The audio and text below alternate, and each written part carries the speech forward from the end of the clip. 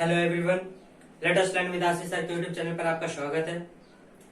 जैसा कि हमने आपसे कहा था कि आज से हम आपको एक्टिव पैसिव वॉइस पढ़ाने वाले हैं, तो आज से हम एक्टिव पैसिव वॉइस का फर्स्ट सेशन स्टार्ट करने जा रहे हैं।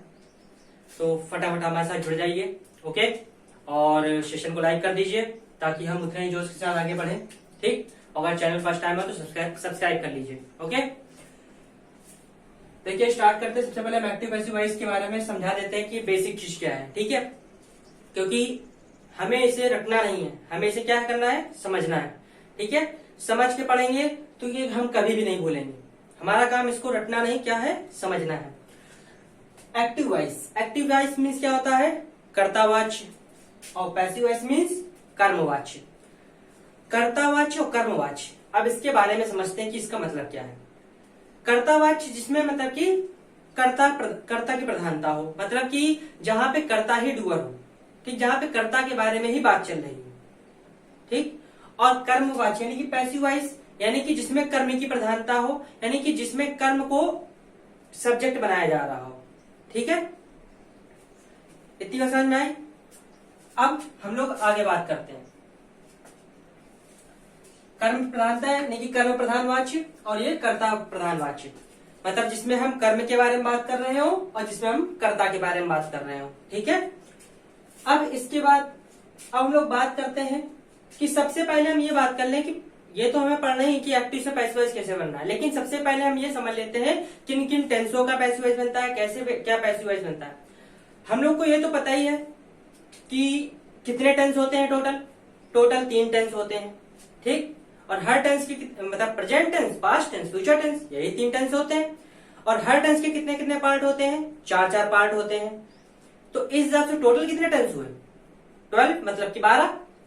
यानी कि जो हमारे सारे एक्टिव पैसिव वॉइस हैं वो उन 12 टेंसों के अंदर ही बनेंगे, ठीक। तो अब हम लोग बात करते हैं कि किन किन टेंसों के या किस किस चीजों के पैसिव वॉइस नहीं बनते हैं, ठीक है। तो याद रखना, पैसिव वॉइस 2 चीजों के नहीं बनते हैं, ठीक। अच्छा, सबसे पहले जब आपने पढ़ा होगा एक्टिव से पैसिव वॉइस, तो आपके टीचरों ने क्या पढ़ाया कि एक्टिव से किन किन टेंसों के नहीं बनते हैं। आपको साफ साफ बता देते हैं कि प्रेजेंट परफेक्ट कॉन्टिन्यूअस नहीं बनता, पास्ट परफेक्ट कॉन्टिन्यूअस नहीं बनता, फ्यूचर परफेक्ट कॉन्टिन्यूअस नहीं बनता, और फ्यूचर कॉन्टिन्यूअस नहीं बनता। बस हो जाती बात खत्म। अब अगर आप थोड़े समझदारी के स्तर पर आएंगे, थोड़ा सा दिमाग लगाएंगे, तो आप यहाँ पे एक सवाल उठता है कि देखो, present perfect continuous, past perfect continuous और फ्यूचर परफेक्ट कॉन्टिन्यूअस, ये तो बात समझ में आती कि ये तीनों एक ही जैसे लगते हैं। भाई तीनों परफेक्ट कॉन्टिन्यूअस टेंस है, इसलिए नहीं बनता है। अब बात यहाँ पे भी आती है कि प्रेजेंट कॉन्टिन्यूअस बनता है, प्रेजेंट कॉन्टिन्यूअस का बनता है पैसिव वॉइस, पास्ट कॉन्टिन्यूअस का भी पैसिव वॉइस बनता है, फ्यूचर कॉन्टिन्यूअस का पैसिव वॉइस क्यों नहीं बनता है, ठीक। फिर आपको यहाँ पे ऐसी लिस्ट बना के दे देते हैं, क्या क्या,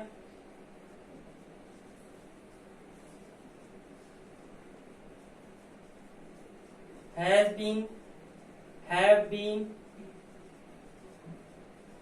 had been, will have been, shall have been, will be और shall be, ये टेंसों के पैसिव वॉइस नहीं बनते, ठीक है। तो अब बात आती है, चलो हमने मान लिया कि आपने कहा कि present perfect continuous, past perfect continuous, future perfect continuous और फ्यूचर कॉन्टिन्यूअस का पैसिव वॉइस नहीं बनता। अब यहाँ पे एक टेंस लिखते हैं, तो बताइएगा उसका पैसिव वॉइस बनेगा कि नहीं बनेगा। राम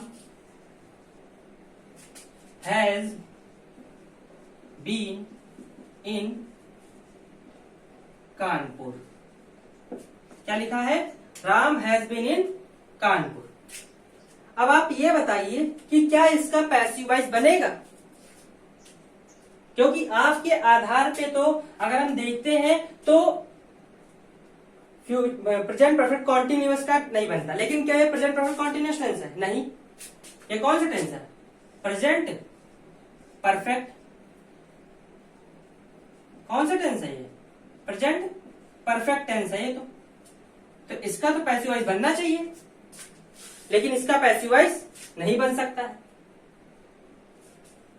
क्योंकि यहां पे तो बीइंग मेन वर्ब है ना। तो Ram has been in Kanpur, ठीक है। तो क्या इसका पैसिव वॉइस बनेगा? नहीं बनेगा। क्यों नहीं बनेगा? तो ये बात हम लोग को समझनी है, ठीक है। तो मेन बात हमारी ये है कि इसका पैसिव वॉइस क्यों नहीं बनेगा। उसका रीजन है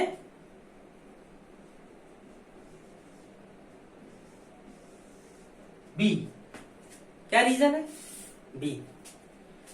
देखिए इज एम, जैसा कि हमने वर्ब में पढ़ाया था जब हमने ऑक्सिलरीज पढ़ाई थी, is am are was were, ये बी का ही एक रूप है। लेकिन ये बी का कौन सा रूप है? डुप्लीकेट है। बी के कौन है? ये डुप्लीकेट है। हमारे बेस फॉर्म क्या है? बी। इसका जो मूल रूप है,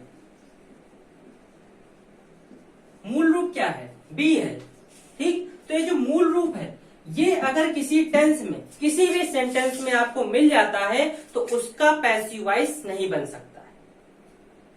अब क्यों नहीं बन सकता है वो समझ लेते हैं। क्योंकि पैसिव वॉइस में जो वर्ब यूज होती है वो यूज होती है बी। जब हम एक्टिव से पैसिव वॉइस बनाते हैं तो उसमें बी का यूज हम जरूर करते हैं। तो जब किसी टेंस में पहले से ही बी लिखा हुआ है तो क्या हम दूसरा बी यूज कर सकते हैं? भाई अगर एक बी है दूसरा और बी आ गया तो बी नहीं हो जाएगा, तो गलत हो जाएगा। तो इसलिए ये हम देख रहे हैं कि ये बीन है, ये बीन है, ये बीन है, ये भी बीन है, ये बी है, ये बी है। तो ये सब क्या है? बी के ही रूप तो है, इसलिए इनके पैसिव वॉइस नहीं बनते। तो आज से ये बात ध्यान रख लेना कि किसी भी टेंस में अगर बी का रूप है, बी है, तो ध्यान रखिए कि उसका एक्टिव से पैसिव वॉइस नहीं बन सकता है। ओके। आज से ये मत कहिएगा कि 12 में से 8 के बनते हैं, 4 के नहीं बनते हैं, ये भूल जाइए। मेन हमारा कहने का क्या मतलब है? किसके नहीं बनते हैं?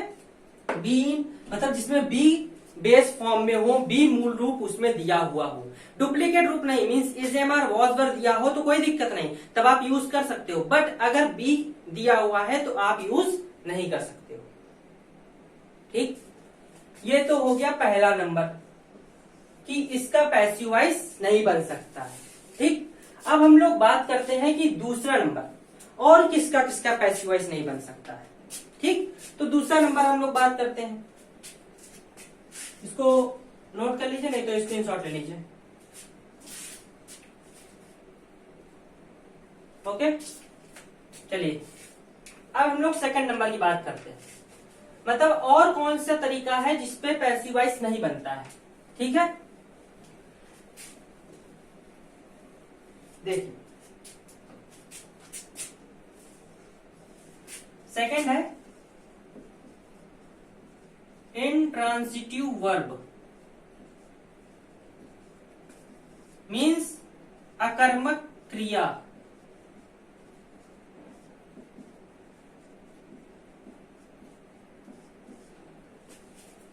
अकर्मक क्रिया, जिसमें अकर्मक क्रिया दी होती है जिस टेंस में, उसका भी पैसिव वॉइस नहीं बनता है। अब सबसे पहले सबसे बड़ी बात ये आती है कि हम ये अकर्मक क्रिया कैसे पहचानेंगे।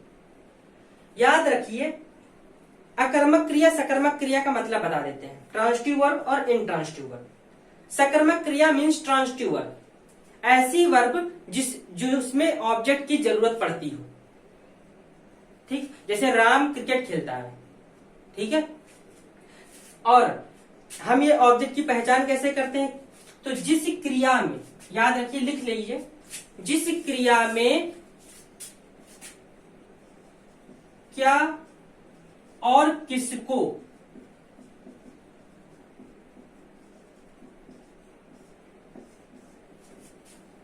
शब्द लगा करके उसका आंसर निकालते हैं, उसका उत्तर मिलता है, तो वही हमारा क्या होता है? कर्म, ठीक। मतलब जैसे राम क्रिकेट खेलता है, तो राम क्या खेलता है? क्रिकेट खेलता है, जवाब मिला। राम बाजार जाता, अब जैसे लिखा है राम बाजार जाता है, तो क्या राम क्या जाता है? क्या जवाब मिला? नहीं मिला। तो क्या बाजार यहाँ पे कर्म हुआ? नहीं हुआ। ठीक। राम कमरे में सोता है, राम क्या सोता है? जवाब मिला? नहीं मिला। राम किसको सोता है? जवाब मिला? नहीं मिला। राम खाना खाता है, राम क्या खाता है? जवाब मिला? खाना खाता है। तो यानी कि यहाँ खाना क्या है? कर्म है। और जो खाता है वो क्या है? सकर्मक क्रिया है। कौन सी क्रिया है? यानी जवाब मिले तो सकर्मक है, जवाब ना मिले तो अकर्मक क्रिया, मीन्स इंट्रांसिटिव वर्ब। ठीक। अब इसका पैसिव वॉइस बनता क्यों नहीं है? भाई जब किसी क्रिया के साथ कर्म ही नहीं है, मीन्स ऑब्जेक्ट ही नहीं है, तो आपको हमने पहले ही बताया पैसिव वॉइस का मतलब ही क्या होता है? कर्मवाच्य। और अगर आपके पास कर्म है ही नहीं तो आप उसका पैसिव वॉइस बनाओगे कैसे? आई बात समझ में? इसलिए इंट्रांसिटिव वर्ब का पैसिव वॉइस बनता ही नहीं है। ओके, आई बात समझ में? कोई प्रॉब्लम? अब देखिए आगे, इसको रब कर देते हैं।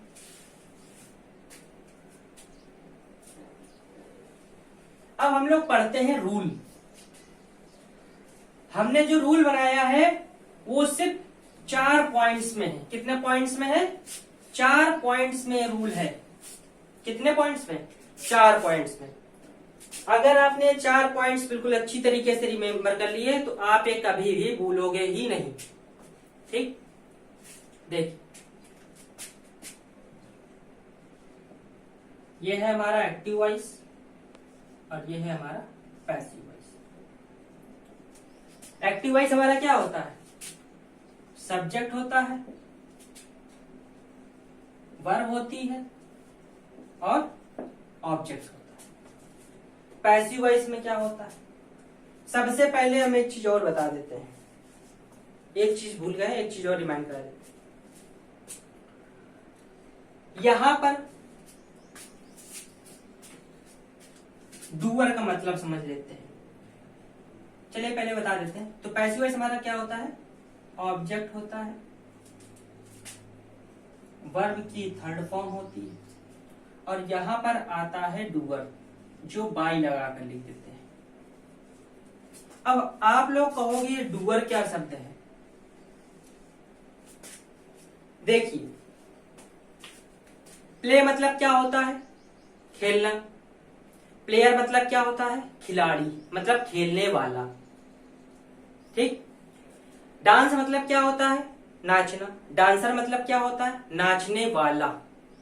सिंग मतलब क्या होता है? गाना। सिंगर मीन्स क्या होता है? गाने वाला। ठीक। स्विम मतलब क्या होता है? तैरना। स्विमर मीन्स क्या होता है? तैरने वाला। तो वैसे ही जैसे गो मीन्स होता है जाना, गोअर मीन्स होता है जाने वाला, कम मीन्स होता है आना, कमर मीन्स होता है आने वाला, वैसे डू मीन्स होता है करना, डूअर मीन्स होता है काम करने वाला। डूअर और सब्जेक्ट में डिफरेंस होता है। अब जैसे कि हम आपको एक एग्जांपल देते हैं कि all girls are womens but are women are not girls. मतलब कि सारी लड़कियां औरतें हैं लेकिन सारी औरतें लड़की। भाई औरतें कैसे लड़की बन सकती हैं? समझ आ रही बात? वैसे ही are doer are subject but are subject are not doer. Okay. सारे सब्जेक्ट डूअर नहीं हो सकते क्योंकि सारे सब्जेक्ट, जितने भी सब्जेक्ट आप यूज करते हो, क्या सब काम करने वाले होते हैं? आप लिखते हो swimming is the best exercise, लेकिन यहां स्विमिंग एक सब्जेक्ट है, लेकिन क्या वो डूअर है? नहीं। स्विमिंग क्या कोई काम कर रहा है? नहीं। तो मतलब कि मेरा कहने का सिंपल सा एक मतलब है कि यहाँ सब्जेक्ट और डूअर में बहुत डिफरेंस होता है। ठीक है, कोई दिक्कत? अब देखिए हम इसको याद कैसे करें। ये तो इधर आ जाता है, ये इधर आ जाता है और ये हो जाता है, और यहां पे आ जाती है हेल्पिंग वर्ब।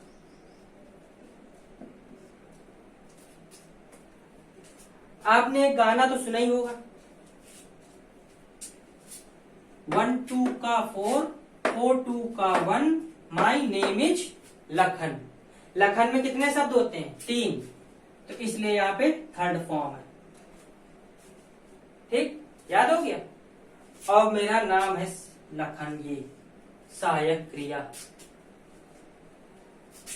1 2 का 4, 4 2 का 1, माई नेम इज लखन। ठीक है, तो उसके आधार पे ये रूल है। ठीक है, तो याद हो जाएगा, कोई दिक्कत तो है।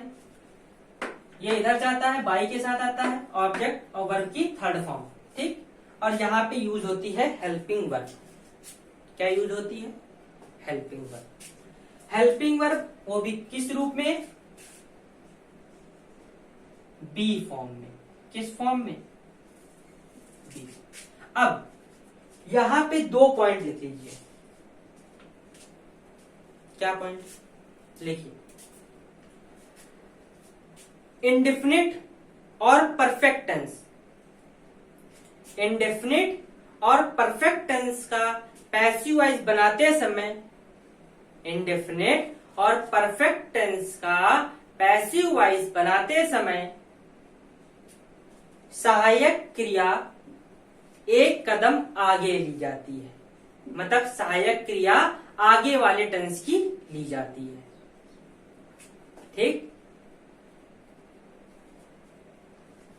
और नेक्स्ट लिखो, कॉन्टिन्यूअस टेंस के लिए, कॉन्टिन्यूअस टेंस के लिए सहायक क्रिया,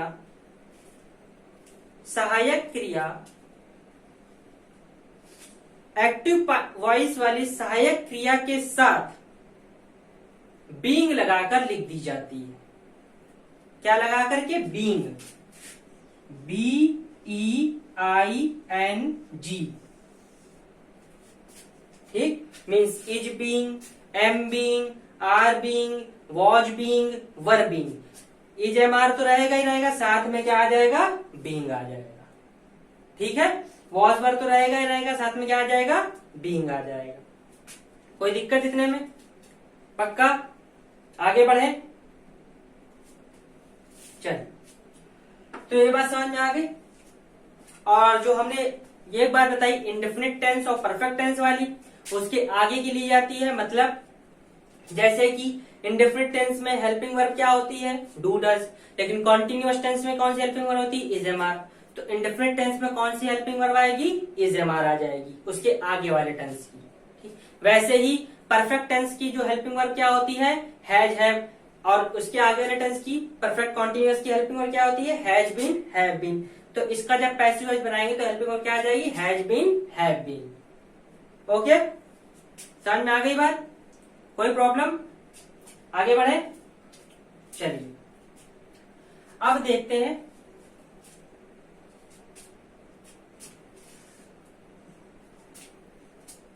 तो ये चेंजेस समझ में आ गए।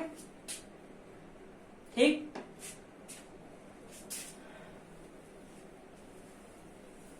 एक बार फिर से पूरी चीज एक बार फिर से रिमाइंड करा देते हैं। हमने क्या क्या बताया? हमने बताया एक्टिव वॉइस मीन्स होता है कर्तावाच, पैसिव वॉइस मीन्स होता है कर्मवाच। ठीक है, और एक्टिव वॉइस में जो किसकी प्रधानता होती है? कर्ता की प्रधानता होती है। और पैसिव वॉइस में किसकी प्रधानता होती है? कर्म की प्रधानता होती है। ठीक, फिर हमने बताया कि पैसिव वॉइस किन किन चीजों के नहीं बनते हैं। तो हमने बताया कि पैसिव वॉइस, पहला पॉइंट, पैसिव वॉइस किन किन टेंसों का नहीं बनते? जिन टेंस में बी फॉर्म यूज हुई हो, बी का बेस फॉर्म यूज हुआ हो, तो उनका पैसिव वॉइस नहीं बनता है। ठीक, जैसे जैसे हमने क्या बताया? Has been, have been, had been, will have been, shall have been, will be, shall be, इन सब में बी फॉर्म यूज हुई है, इसलिए इनका पैसिव वॉइस नहीं बनता। ठीक, फिर सेकंड पॉइंट हमने क्या बताया कि इंट्रांजिटिव वर्ब का भी पैसिव वॉइस नहीं बनता है। क्यों नहीं बनता? ये भी हमने बता दिया। ठीक, क्यों नहीं बनता? क्योंकि उसमें जब ऑब्जेक्ट ही नहीं होगा तो आप उसको सब्जेक्ट कैसे बनाओगे? ओके, और फिर इंट्रांजिटिव वर्ब हो गया। उसके बाद हमने बताया था कि डूअर के बारे में बताया था, रूल बताया था। रूल हमने क्या बताया? सब्जेक्ट, एक्टिव वॉइस क्या क्या होता है? Subject, verb, object. Passive voice में क्या होता है? ऑब्जेक्ट, वर्ब की थर्ड फॉर्म सब्जेक्ट, मीन्स 1 2 का 4, 4 2 का 1, माई नेम इज लखन। और यहाँ पे हेल्पिंग वर्ब यूज होती है, यही बताया था। हेल्पिंग वर्ब क्या क्या यूज हुई थी वो हमने 2 पॉइंट लिखाया आपको। क्या क्या पॉइंट लिखाया कि इंडेफिनिट टेंस और परफेक्ट टेंस के बाद, मतलब इंडेफिनिट टेंस और परफेक्ट टेंस का जब हम पैसिव वॉइस बनाते हैं तो उसमें जो सहायक क्रिया यूज करते हैं वो हम उसकी आगे वाली टेंस की यूज करते हैं।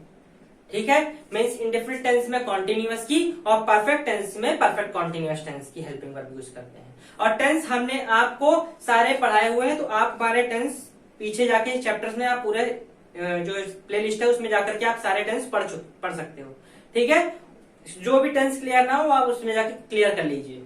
ठीक, क्योंकि टेंस क्लियर होना बहुत ही जरूरी है। मैंने आपको पहले ही बता दिया था कि अगर टेंस क्लियर है, हेल्पिंग वर्ब्स क्लियर है, तो आपको एक्टिव पैसिव वॉइस क्लियर है।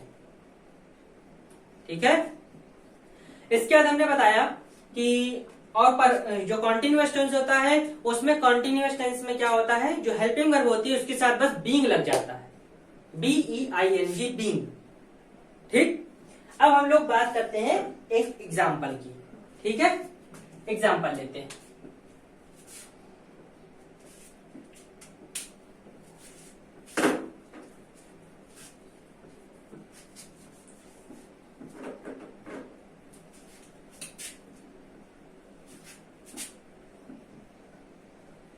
Ram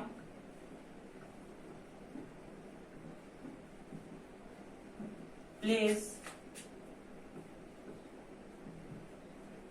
cricket in the ground. Ram क्या है, सब्जेक्ट, ये क्या है, वर्ब। राम क्या खेलता है, क्रिकेट खेलता है, तो ये क्या है, ऑब्जेक्ट। बाकी दुनिया का 3 जामड़ा उसको भूल जाओ। ठीक, उसका कुछ काम नहीं, हमारा काम एक्टिव से पैसिव बनाते समय सिर्फ इन 3 चीजों का रहता है, सब्जेक्ट, वर्ब और ऑब्जेक्ट। इसके अलावा हमें किसी चीज की जरूरत नहीं है। अब बाकी जो चीज की जरूरत है वो सब लास्ट में हमें यूज करना है। ठीक है, देखिए इसको कैसे बनाएंगे। तो हमने क्या बताया था, 1 2 का 4, मीन्स यहाँ पे सबसे पहले क्या, ये चीज इधर आएगी। ठीक, ये चीज इधर जाएगी, बाई लगाकर आएगी, और इसकी क्या फॉर्म आएगी, थर्ड फॉर्म आएगी। ये चीज बताई। तो क्रिकेट आएगा यहाँ पे, तो आ गया भाई क्रिकेट। प्ले की थर्ड फॉर्म प्लेड होती है। राम के जरिए खेला जा रहा है, तो by Ram in the ground. ठीक, अब अभी यहाँ पे क्या चीज बची हुई है, सहायक क्रिया। अब आप बताइए, राम प्लेज क्रिकेट, ये कौन सा टेंस है? सबसे पहले मैं बताइए टेंस कौन सा है ये। अगर आपने टेंस अच्छी तरीके से पढ़े होंगे तो आपको पता होगा कि ये कौन सा टेंस है। राम प्लेज क्रिकेट कौन सा टेंस है? अरे भैया, ये टेंस कौन सा है? प्रेजेंट इंडेफिनिट है। कौन सा टेंस है? प्रेजेंट इंडेफिनिट है। प्रेजेंट इंडेफिनिट टेंस हमने बताया हुआ है कि सब्जेक्ट होता है और वर्ब की फर्स्ट फॉर्म में एस या ईएस लगा होता है, बताया हुआ है। तो इसलिए कौन सा टेंस है? ये प्रेजेंट इंडेफिनिट टेंस है। और जब प्रेजेंट इंडेफिनिट टेंस, अभी हमने पहला पॉइंट लिखाया है कि अगर इंडेफिनिट टेंस या परफेक्ट टेंस होता है तो उसके आगे की हेल्पिंग वर्ब यूज की जाती है। मतलब प्रेजेंट इंडेफिनिट है तो यहाँ पे हेल्पिंग वर्ब कौन सी आएगी? प्रेजेंट कॉन्टिन्यूअस की आएगी। प्रेजेंट कॉन्टिन्यूअस में हेल्पिंग वर्ब क्या होती है? इज, एम और आर। क्रिकेट यहाँ पे सिंगुलर वर्ब है, इस सिंगुलर सब्जेक्ट है, इसलिए यहाँ पे क्या आएगा? इज आएगा। ठीक, अब हम देखते हैं कि ये कौन सा टेंस बना। ये क्या है? प्रेजेंट टेंस है। ये कौन सा टेंस है? परफेक्ट टेंस है। तो ये कौन सा टेंस बन गया? प्रेजेंट परफेक्ट टेंस है। कौन सा टेंस है ये? प्रेजेंट परफेक्ट टेंस है। ठीक, अब हम लोग एक एग्जांपल आप लोग का लिए वो भी ले लेते हैं, प्रेजेंट परफेक्ट कॉन्टिन्यूअस का, और उसका समझा देते हैं कि उसका क्यों नहीं बनता। ठीक है, ताकि आपको पूरी तरीके से क्लियर हो जाए कि उसका क्यों नहीं बनता है। ठीक है।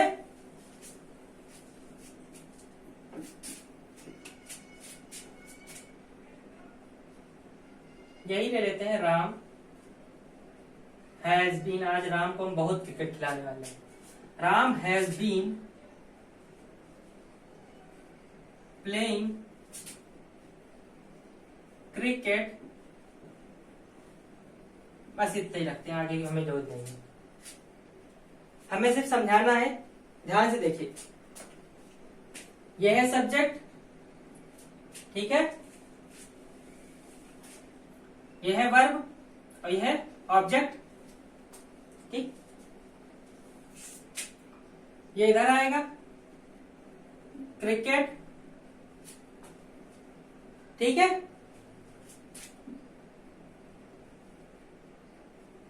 हैज बीन, इसके बाद हमने कहा था बी फॉर्म जरूर आएगी, क्योंकि ये देख लो बी फॉर्म यूज हुई यानी कॉन्टिन्यूअस टेंस आ गया। यहाँ पे कॉन्टिन्यूअस टेंस की हेल्पिंग वर्ब होती है, तो इसके आगे बीइंग आता है, तो बीइंग आएगा यहाँ पे। फिर प्ले की third form played by Ram. अब आपको हमने पहले ही एक चीज बताई थी कि एक्टिव से जब हम पैसिव वॉइस बनाते हैं तो जो पैसिव वॉइस बनेगा वो उन 12 टेंसों के अंदर ही होगा। मींस प्रेजेंट इंडेफिनिट होगा या present continuous, present perfect continuous, या past indefinite, past continuous, past perfect continuous, या future indefinite, future continuous, future perfect. इसके आगे कुछ नहीं जाना चाहिए, ठीक। और हम देखते हैं टेंस कौन सा। अच्छा, क्रिकेट हैज, ये कौन सा टेंस है? ये प्रेजेंट हो गया। बीइंग थर्ड फॉर्म यूज हुई है, तो ये क्या हो गया? परफेक्ट हो गया। बीइंग लगा है, प्रोग्रेस फॉर्म है, तो ये क्या हो गया? कॉन्टिन्यूअस हो गया। प्लेड फिर से थर्ड फॉर्म यूज हुई है, तो ये परफेक्ट हो गया। तो आप यहाँ पे देख रहे हो, क्या आपने कभी ऐसा टेंस पढ़ा है? Present perfect continuous perfect tense, ऐसा टेंस होता है कभी? नहीं होता है भाई। चलिए हम इसका मतलब निकालते हैं। Cricket, cricket means cricket, has means रखना, बीन मीन्स हुआ, बीइंग मीन्स भी हुआ, प्लेड मीन्स खेला, राम की जारी, राम मतलब बाई राम मतलब कि राम के द्वारा। तो राम के द्वारा क्रिकेट खेला हुआ रखा, मतलब कि आप यहाँ पे क्या सियार हो, जयकाल हो, भेड़िया हो, जो हुआ कर रहे हो, ठीक।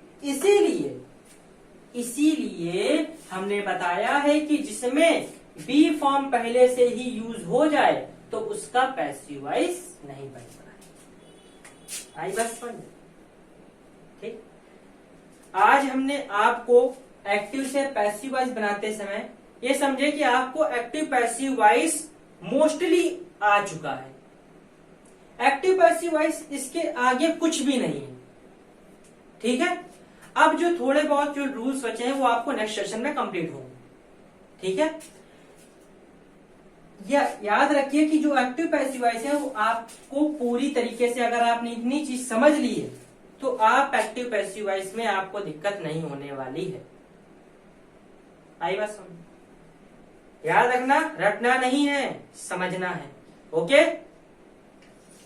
तो अगर आप ये रूल समझ में आ गए हो अच्छी तरीके से तो फटाफट हमारे सेशन को लाइक कर दीजिएगा और प्लीज इसे ज्यादा से ज्यादा मोस्टली शेयर कर दीजिए। और हाँ, अगर जो फर्स्ट टाइम आए हो सब्सक्राइब जरूर कर लेना, ओके। चलिए आज के सेशन यही खत्म करते हैं, ओके। Thank you.